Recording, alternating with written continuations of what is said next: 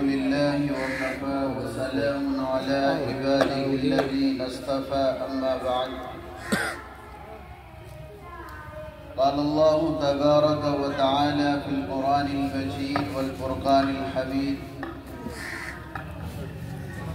إنا عرضنا الأمانة على السماوات والأرض والجبال صدق الله مولانا العلي العظيم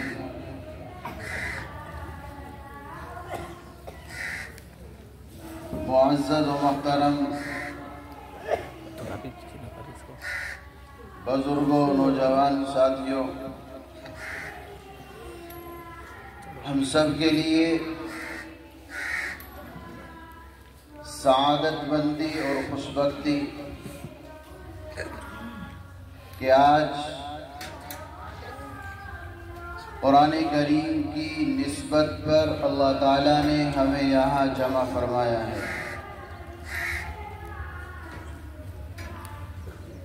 اسٹیج پر جلوہ افروز میرے مشرق کرم فرما استاد محترم جناب حضرت اقدس مولانا مفتی محمد طیب صاحب قاسمی دامت برکاتہم العالیہ، جو مدرسہ ہادہ کے روح رواں ہے، تشریف فرما ہے۔ چند منٹ کے لیے حضرت کا حکم ہے، آپ کے درمیان حاضر ہوا ہوں، اور اس کے لیے قابل مبارکباد ہے مدرسہ ہادہ کے ناظم رفیق محترم جناب مولانا محمد بلال صاحب دامت برکاتہم العالیہ، اور ان کا یہ پورا عملہ جنہوں نے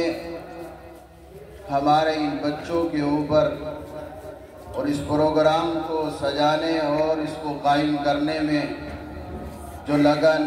محنت، کوشش رات دن جو کی ہے، اس پر یہ سب قابل مبارکبادی کے مستحق ہیں۔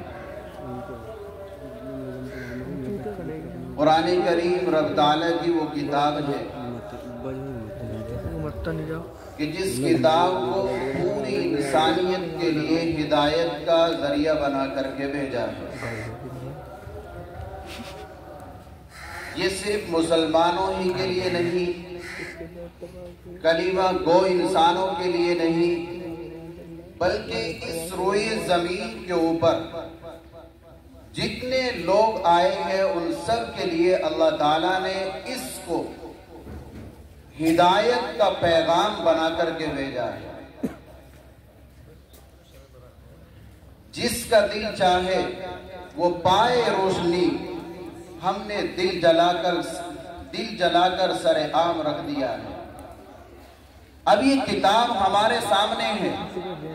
جو اس کتاب کے آغوش میں آ جاتا ہے، جو اس کتاب کو قبول کر لیتا ہے، جس کا تعلق اس کتاب سے جڑ جاتا ہے، جس کی نسبت اس قرآن کریم سے جڑ جاتی ہے، تو پھر کائنات کے اندر اللہ تعالیٰ اس کو عزت و شہرت، قابلیت و قبولیت اور صلاحیت کے اعلیٰ درجے پر ان کو پہنچا دیتے ہیں، صرف قرآن کریم کی برکت سے۔ یہ وہ قرآن ہے جس کے بارے میں رب تعالیٰ نے قرآن کریم کے اندر ارشاد فرمایا ہے کہ جب میں نے اس کتاب کو اتارنے کا فیصلہ کیا اور اس کتاب کو روئے زمین کے اوپر اتارنے کا ہم نے عزم کیا، تو ہم نے سب سے پہلے اس کتاب کو آسمانوں کے اوپر پیش کر دیا۔ جب آسمانوں کے اوپر پیش کیا گیا علی السماوات،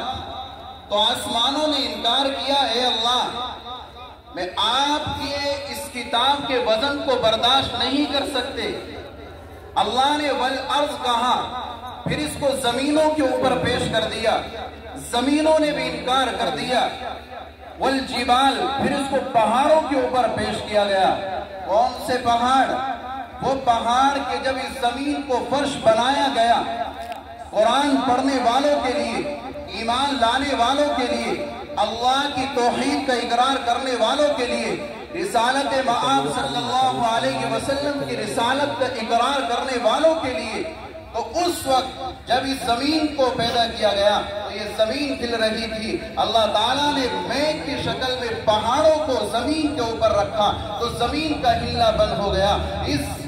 زمین کے اوپر، ان پہاڑوں کے اوپر جن کو اتنا مضبوط بنایا گیا، جب اللہ نے قرآن کو اتارا تو ان پہاڑوں نے بھی جگہ دے دیا۔ پھر اللہ تعالیٰ نے اس کتاب کو ایک انسان کی جھولی کے اندر رکھ دیا، وَحَمَلَهَا الْإِنسَانِ، پھر ہم نے اس کو ایک انسان کی جھولی میں رکھا۔ کون سا انسان؟ جس کی وجہ سے اللہ تعالیٰ نے اس پوری کائنات کو بنایا ہے،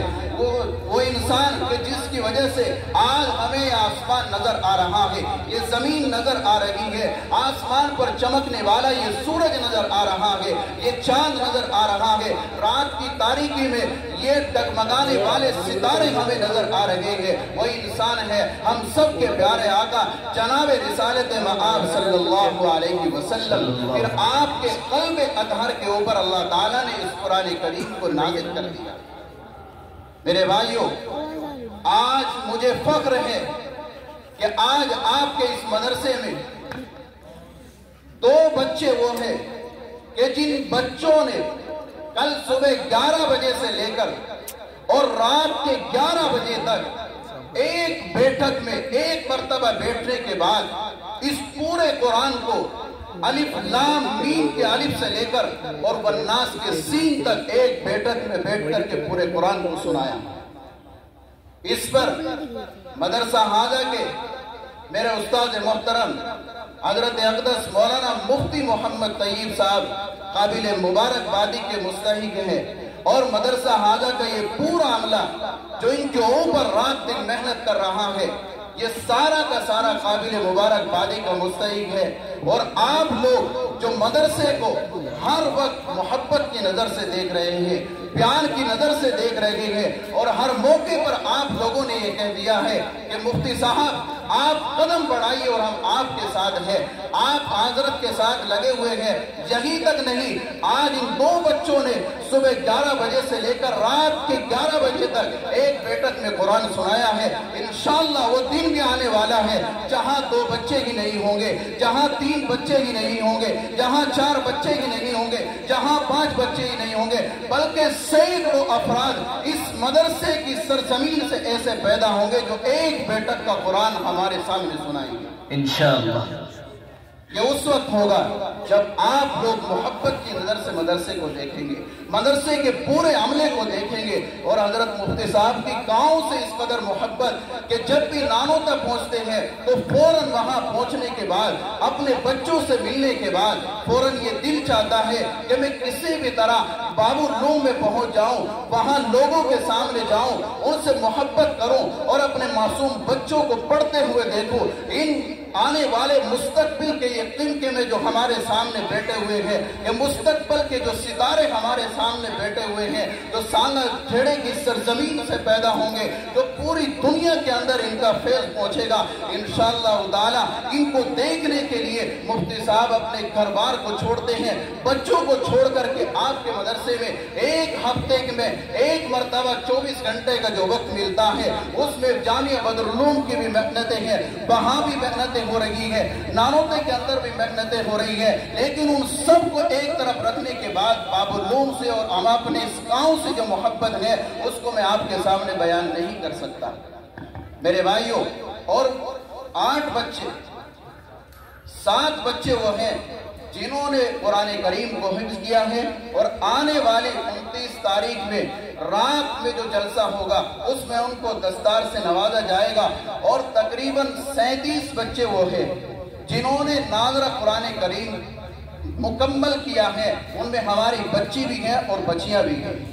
جو آپ کے سامنے بیٹھے ہوئے ہیں۔ جن کے چہروں کو دیکھ کر کے آپ ثواب پا رہے ہیں. اور اللہ تعالیٰ یہ وہ مدرسے کے وہ طلبہ ہیں, یہ وہ بچے ہیں کہ جن کو دیکھ کر کے خدا یاد آ جاتا ہے. اور کیوں نہ آئے جبکہ یہ معصوم بچے رات کی تاریکیوں میں, دن کے اجالوں میں اپنے باپ کو چھوڑ دیتے ہیں, اپنی ماں کو چھوڑ دیتے ہیں. اور جب صبح سویرا ہوتا ہے مجھے فخر ہوتا ہے اس بات پر کہ جب اساتذہ کرام یہ کہتے ہیں کہ یہ بچہ ہے جو صبح سے ہمارے پاس بیٹھا ہوا ہے, لیکن مدرسے کے وقت کا اتنا خیال اس کے والد کو بھی ہوتا ہے, اس کی والدہ کو بھی ہوتا ہے کہ یہ بچہ پڑھائی کی محبت میں, قرآن کی محبت میں صبح سویرے ناشتے کو الوداع کہہ کر کے مدرسے کے اندر آ جاتا ہے. کیوں نہ یہ لوگ کامیاب ہوں گے, کیوں نہ یہ آپ کے معصوم بچے مستقبل کا آپ کے چاند اور سورج بن کر کے تیار ہوں گے. میرے بھائیوں, ان بچوں کو محبت کی نظر سے دیکھو, ان قرآن کے پڑھنے والوں کو محبت کی نظر سے دیکھو, ان بچوں کو اپنے سینے سے لگاؤ. آپ اپنے گھر کے اندر جائیں گے, آپ باہر گلی کوچوں کے اندر جائیں گے اور معصوم بچے کو پکڑ کر کے اس کے سر کے اوپر ہاتھ رکھیں گے. کسی کا بچہ ہوگا جو گلی کوچوں کے اندر پڑھ رہا, جو گلی کوچوں کے اندر گھوم رہا ہے, اسکولوں کالجوں کے اندر پڑھ رہا ہے, آپ کو ثواب نہیں ملے گا. لیکن میں قسم کھا کر کے باولوم کے اسٹیج سے کہتا ہوں کہ اگر آپ نے ان قرآن کے پڑھنے والوں کے اوپر, ان کے سروں کے اوپر محبت کا ہاتھ رکھ دیا اور ان کو اپنے سینے سے لگایا, اس وجہ سے نہیں کہ یہ میرا پوتا ہے, اس وجہ سے نہیں کہ یہ میرا بیٹا ہے, اس وجہ سے نہیں کہ یہ میرے بھائی کا لڑکا ہے, بلکہ اس نسبت پر یہ کہ اللہ کا قرآن پڑھنے والے ہیں. رب کعبہ کی قسم, اللہ تعالیٰ کی طرف سے یہ فیصلہ ہوگا اور اعلان کر دیا جائے گا کہ ان قرآن کے پڑھنے والے بچوں کو جو اپنے سینے سے لگا رہا ہے, چاہے وہ اس کا دادا ہو یا نہ ہو, چاہے وہ اس کا تایا ہو یا نہ ہو, چاہے وہ اس کا چچا ہو یا نہ ہو, چاہے وہ اس کا بھائی ہو یا نہ ہو, لیکن انہوں نے میرے قرآن کی محبت میں اس بچے کو سینے سے لگایا. اب اللہ کی غیرت گوارا نہیں کرتی کہ اس انسان کے لیے مغفرت کے فیصلے نہ کر دیے جائے. بے شک بے شک. تو ان قرآن کے پڑھنے والوں سے, ان علماء اکرام سے, ان قرآن کریم سے تعلق رکھنے والوں سے محبت کی جائے, قرآن کریم کے پڑھنے والوں سے وابستہ ہو جائیے, ان کے سامنے آ کر کے دوزانوں بیٹھ جائیے اور اپنے آپ کو ان کے حوالے کر دیجئے. یقیناً کامیابی اور کامرانی تمہارا مقدر بنے گی. اسی پر بس نہیں کہ آپ کو دنیا کے اندر ہی یہ ثواب دیا جائے گا, بلکہ آج جس کا بیٹا یا جس کا پوتا یا جس کا بھتیجا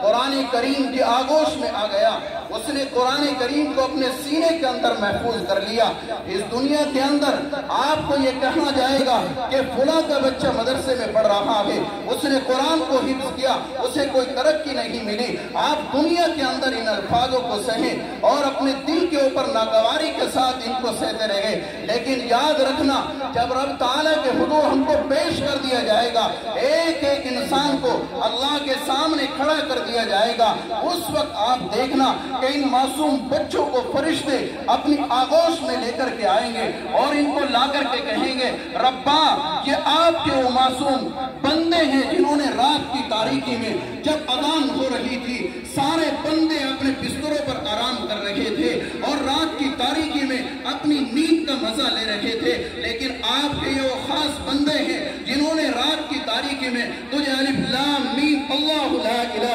الا هو الحی القیوم کہہ کر کے پکارا, جہاں انہوں نے کہا ہے الرحمن علم القرآن خلق الانسان علمہ البیان, کبھی اپنی زبان سے کہتے تھے الرحمن الرحیم مالک یوم الدین. رب کعبہ کی طرف سے فیصلہ ہوگا, اس کو جنت کے اندر داخل کر دیا جائے. یہ معصوم بچہ جنت میں نہیں جائے گا, یہ قرآن کے پڑھنے والا جنت میں نہیں جائے گا, بلکہ اللہ کے سامنے کھڑا ہو کر کے یہ کہے گا, ربا میں اکیلا جنت میں نہیں جاؤں گا, میں اپنے تاؤں کو لے کر کے جاؤں گا, اپنے چچا کو لے کر کے جاؤں گا, اپنے گھر کے اور اپنے خاندان کو افراد کو لے کر کے جاؤں گا جنہوں نے قرآن سے وابستگی اختیار کی, جو دنیا کے اندر جب میں قرآن پڑھا کرتا رہا مجھے محبت کی نظر سے دیکھتے تھے, جب میں قرآن پڑھا کرتا رہا کوئی حاجی آتا میرے گاؤں کا مجھے سینے کے پاس لگاتا اور یہ کہا کرتا رہا یہ قرآن کا پڑھنے والا ہے, یہ پوتا کسی کا ہوگا, یہ بھتیجا کسی کا ہوگا, یہ بیٹا کسی کا ہوگا,